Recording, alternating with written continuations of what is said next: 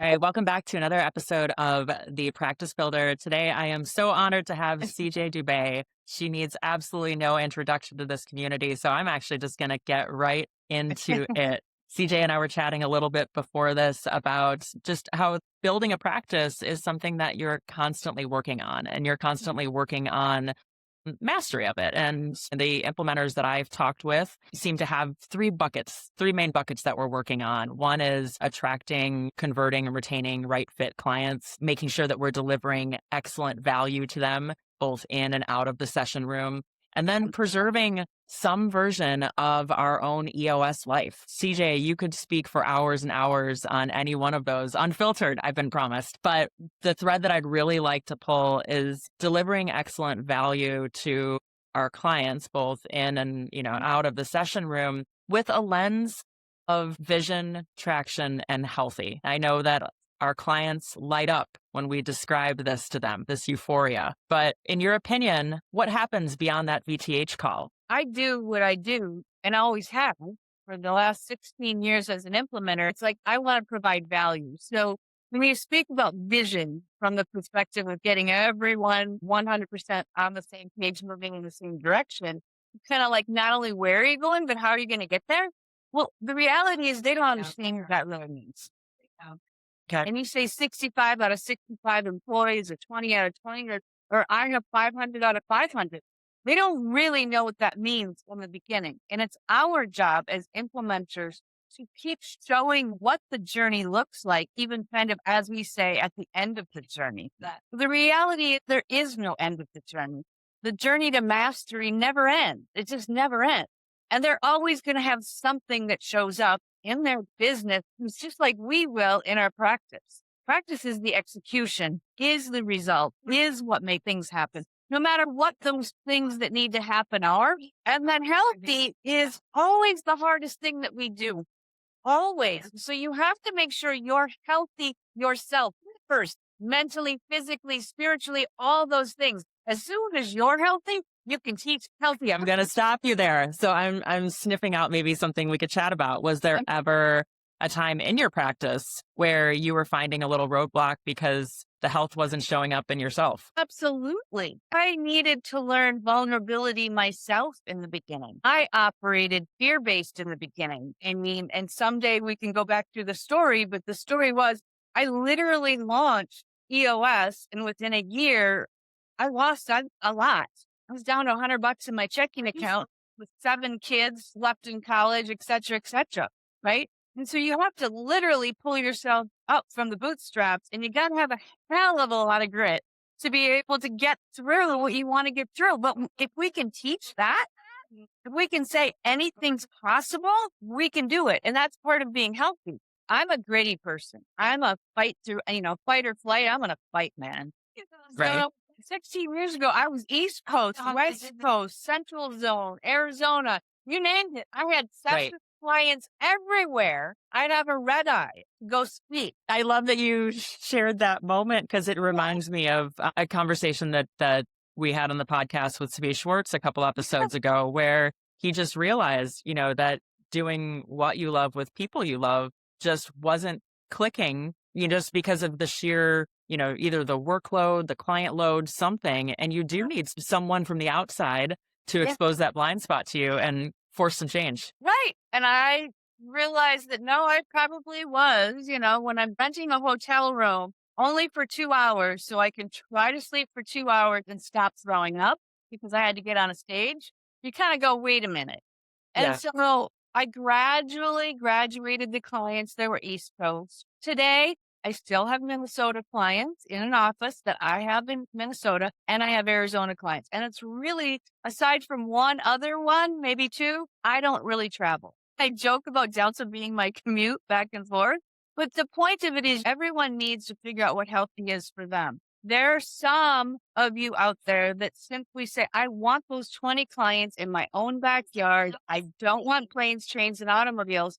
And that's okay. That's really what Gino built it for. Others of us chose to, okay, we're going to have 2 offices. That's our choice. You need to find your own personal balance. And because I have family in both locations, everything works for me. I love that. And I love that, I initially wanted to go right to, okay, well, how do we impart the healthy on the clients? And you're like, no, no, no, stop and make sure that your own oxygen mask is on. Now, let's assume that you've done some personal work. You never quite arrive, but you're doing your own work to get yourself healthy. What do you do when you observe clients who are, let's say they get into healthy formation by the end of the session day, but then by the time you do a check-in midway through the session, it's the same old shit. They've fallen into the same old shit. What's your responsibility? What's the line? What's the boundaries? What have you, just from experience? Well, I mean, we're teaching them to be open, honest, and vulnerable. And we teach it to them every quarter. But remember, it's the same as anything. Repetition is the mother of learning. Yeah. Hits the brain 7 times to hear it for the first time. So they don't even get what healthy was in the beginning. You get that mid-quarter call where they're melting down, things aren't working, and you go back. But all I encourage us as implementers is always convert back to your tools. We pretty much have a tool for everything. And so when you give someone who is emotionally hurting or some conflict is happening, try to think of how you can tangibly give them an action that they can do and act on something. Because we can listen all day long, and sometimes it is just a vent. But at the same time, how do you change the behavior or change what needs to be changed to help them so it goes away? Otherwise, all we're doing is putting a bunch of duct tape on things. Pretty soon, your duct tape is 2 inches thick. Pretty hard to cut through. Clicking into that a little further without naming names or companies or any of that good stuff, but give me a real example of, you coaching someone through, because a constant refrain of mine is, the answers are in the tools. And so tell me about an example where some health issues showed up and you used one of the tools to bring some awareness. Okay, so I have a couple clients, but I have a client who they're a great team. He purchased the business. He'd been on one of my other teams prior, purchased a business, and the business literally doubled in size in a year. So you can imagine the stress points they're having. Yeah. They're doubling, and it's construction. Right. And they're growing by leaps and bounds. Yeah. And the visionary is sitting in the visionary seat and an integrator seat. Ding, ding, ding, ding, Yep. ding. Now, he is very integrator-like. So let's be clear. He actually was an integrator in the previous company. The problem is he also is the key salesperson for construction. So at the end of the day, he's owning 4 seats. So one of the key tools that is my go-to tool in situations of seats and people and stress is the delegate and elevate tool. Okay. So the number one tool. Now, even if you push it a little bit farther when you go to the people book and you're thinking about your personal core focus. So personal core focus includes the delegate and elevate tool. What is the laundry list of all the things that you need to do? Push your leaders to do that. I'm going to assume that everyone has read the People book. If not, go read it, buy a couple copies. But if not, please go ahead and just describe what you're talking about. This is how this helps leaders because they need to know who they are themselves and where their highest and best use is. And yes, because of budget and all these things, everyone hesitates. So what is your laundry list of all the things that you do daily, weekly, monthly? Build that list. Then take that list and put it into what are you great at and love to do? What are you good at and like to do? And then what are you good at down here in the left? Okay, down here. What are you good at but don't like to do? 95% of our world sits in this good but don't like to do.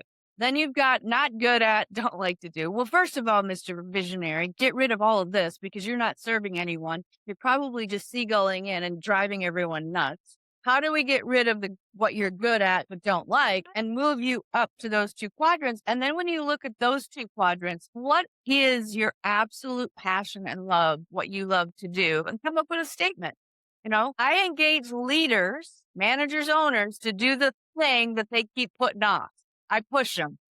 Okay. My superpower, motivation, or i.e. kicking you in the ass. That isn't for everybody, but what is that? And then, Mr. Visionary, what is it really? Should we get you an integrator? Where do we get you help?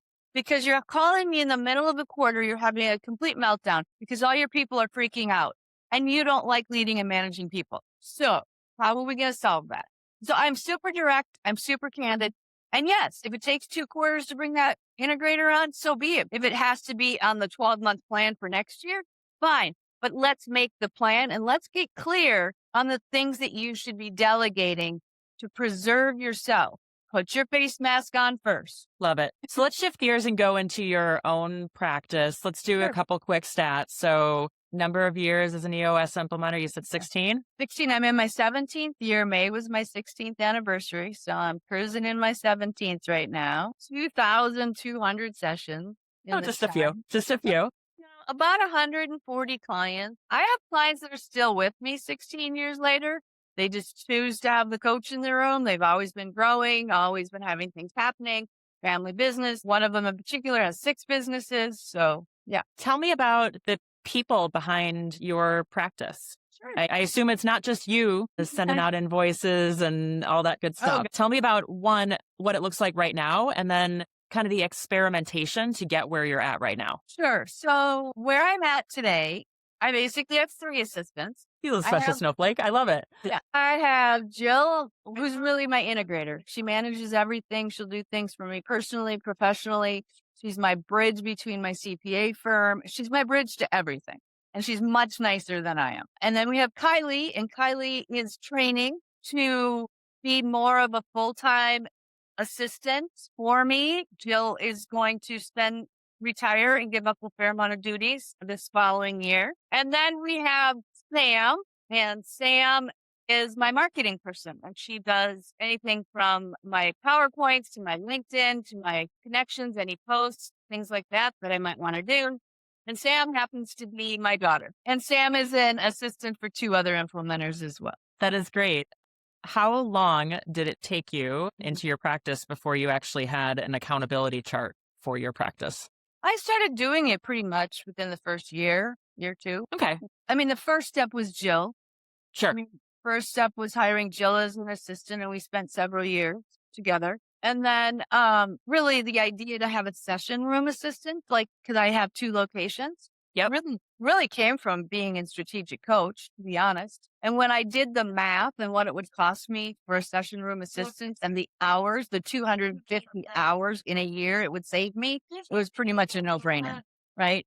And Very Kylie smart. is awesome and amazing. And I have 2 partners in Arizona. So we have 3 rooms. We have a lot going on. And so she's the session room assistant for that entire space. And I'm sure it's something that she takes joy and pride in providing that experience, because that is part of, obviously it's so much more than just the tools we're providing. It's Yeah. the, expert facilitation and coaching, but it's also everything around the experience. Knowing that you're going to have a beautiful room to step into that is ready for you and ready for your team's experience. Yeah. And Kylie manages in Arizona all of the lunches, gets them all set up, gets them all prepped, makes sure everything's cohesive, anything, anybody. And she helps to make sure that is, and they love and adore her as well. Again, nicer than me. What have you learned through managing people in your own practice? How has that been different than any other experience you've had? Here's the thing, Chris. People's been my thing. I can go back in time when I was a restaurant manager for Radisson. I had 40 waitresses at the age of 20. I've been managing people my entire life, and I was in the people business for 25 years. I did placements. So I had teams. I had 5 divisions downtown Minneapolis. So I've been managing people my entire life, but I'm also a visionary. The key thing for me is, here's the thing. I will never micromanage you. I will be clear on my expectations. I will be clear on the priorities. So as an implementer, I set up the key priorities. And for a while, I was also on the leadership team for EOS Worldwide, right? So I had a team and staff there as well. And the key thing is, I'm not a micromanager. So you need to help manage yourself. But if you need me, I'll be there in 2 seconds. You must tap me on the shoulder. So you have to own managing up as much as I might need to manage down. So I love that. managing my team, like Kylie and Sam technically really report to Jill. And then Jill and I stay very, very connected. Jill and I almost talk every day. I'm just getting curious as I'm, all of 2 months into building my own practice and thinking about what life will look like, as I get beyond 4 clients. And I'm sure a lot of people go through these permutations of how much help do I need? What kind of help is that? And once I engage that help, how can I make sure that I'm doing it in a way that is obviously a good utilization of people and resources, but also building what you ultimately want to build? You want to build a thriving organization with people who are happy and doing what they love. Yeah. I mean, Jill's been with me 15 years. So Wow. That's going to tell you a little bit right there. Be clear on your expectations. So my expectation is every email gets responded within 24 hours. It may be Jewel saying, hey, CJ's out this week. It may be CJ's in session today. I'll talk to her in the morning. It may be so some form of we acknowledge we got your email, right? So that's one of my rules is 24-hour rule on email. And then I prioritize. Number one for me is my existing clients. Anything happens, existing clients, number one priority. Really tied to that, any prospects, anyone interested in an implementer, because I do a lot of referrals. So Mhm. as we know, sense of urgency, momentum. Somebody says, hey, I'm ready for an implementer. I'm going to jump on that so I can help all my fellow implementers and do referrals when I need to. And or if it's for me, I'll take it, right? Figure things out. Well, it's kind of like I'm a sales minded person and a recruiting minded person. That's never going to change. It's who I am. So Awesome. clients first, prospects, sales second, and then it goes from there. And then really when I was on a leadership team, sorry, leadership team, you were third. But, you know, that's kind of how I would sequence things. And then things like podcasts, like with you, like you're down the list. You just to set your priorities. And the thing with me is like people would joke. An email would, hey, I just sent you a referral. I'll be sitting with a client. Oh yeah, I sent you that referral. And they'll go, on break, they'll go, how did you answer that already? You'll answer. Because yeah, Jill answered for you and she knows It it's was a in top two priority. hours, and I'm actually in session with them. So it's like sense of urgency is really one of my key things. We need to be there for our people that report to us, but we need to be there for our clients and we need to keep our practice going, right? Yeah. And the universe will come around us and help us solve things, right? Right. All right, last thread to pull as we're thinking about anyone who is building a practice, the intentional culture Mhm. as it relates to the EOS implementer community. Sure. What do you see, hot mic right here. What do you see that you love going on right now in the implementer community? And frankly, boys and girls, what could we be doing a little better? Well, you're going to love me and hate me. What I love about our community and I love our implementers purely is the fact that we embrace each other, we help each other, and we are abundance minded. Not everybody comes into the community right away abundance minded, but you can see the growth in people as we continue to wrap our arms around each other. That's number one. Is that abundance of love. And secondly, the part I don't like is there are things that Gino taught specifically that I felt are very key. Pen to paper's key. Technology is not meant to be in our session rooms. We are not meant to put PowerPoints up. We are meant to be pen to paper, totally present, completely engaged with the team in front of us. I don't care if someone pulls up their software and wants to enter rocks as we're doing rocks. It's not that. I just feel strongly that to stay present and with each other, it's no technology. I don't allow AI in the room. I don't allow recording in the room. And so if you want to use your remarkable and your pen on your remarkable, it's fine. And the only second thing, you're not going to get any magic wand that fills up your pipeline for you. I'm sorry. I love you. But no, there is no magic wand. You got to grit it out and you got to have your own fucking shit together. Oops, she just said it. It I will be just helpful to someone who is doing that and maybe not even realizing it. Well, one of my things I've said for years, and really do mean this, sometimes we get into our heads too much. We need to get out of our heads and into our hearts. Yes, you need to spend time learning the content. You need to focus on the content. And I want you to just do that. I want you to spend the hours. I would spend hours and hours I had a whiteboard in my office. I would draw and draw and draw, continuing to memorize because I'm a muscle memory person. I'm a physical person. So however you learn it, learn it. I would do audio. I would write it. I would read it. I would do it over and over to get my content. So why? So when I walk into that room, I don't look robotic. I'm not just reading a manual, right? I wanted to be present. And at the end of the day, when they're new with us and you say one word wrong or a sentence wrong or you teach, they're not going to know. I mean, they're not. It's the content and the heart of what we do. So get out of your head and get into your heart and learn and spend the commitment time and then seriously, for sales, do the checklists. It was built for a reason. They work. It works. If you don't like to keynote speaker, you don't like doing talks, that's okay. Go do your whatever networking works for you. Have one-on-ones if that works for you. But you have to set yourself up with your own scorecard and the activities you need to do. 4-2-1 works. It works. I love that. The simplicity of it, and also just the call to action of for anyone who's struggling, Mm. because this is, newer, rebuilding, wherever you are in your practice. I think all of us can take a look at the raw data of our actual actions and find some little point that's a little bit weak, right? Something that we're avoiding because we don't, frankly, it's not our comfort zone. But if there's a proven system, and many people have gone through this and this proven system and crushed it, why wouldn't you follow it? Chris, I mean, here's the thing. It was hard for me too to start. It was really hard. It was the hardest first year ever. Don Tinney literally had to kick me in the ass. Like, come on, CJ. Because I was dabbling in this and dabbling in that and dabbling in this, trying to keep all the pieces together. And finally, he's like, get all in. And so I did. And I had to. But it was still the hardest thing I ever did. A, learning someone else's content. B, learning to sell to different people, because who I sold to mostly was your large Best Buy, Targets, Cargills, all the things. They were big companies. So I had to shift too. And I get that. But study it, do it, learn it, love it. And if you don't love it, don't do it. You'll show up. I can't think of a better moment to end on. CJ, thank you for spending your time with me and the greater implementer community, I think, and just bringing the humanity to just the human touch to what is a challenge to all of us. Again, the attracting, converting, retaining clients, delivering excellent service, and living some version of the EOS life. It is a journey to Yeah. mastery, and getting to crawl around in the head of legends like you makes it all the much better. So thank you so much, and appreciate you. Absolutely, Chris. Thank you.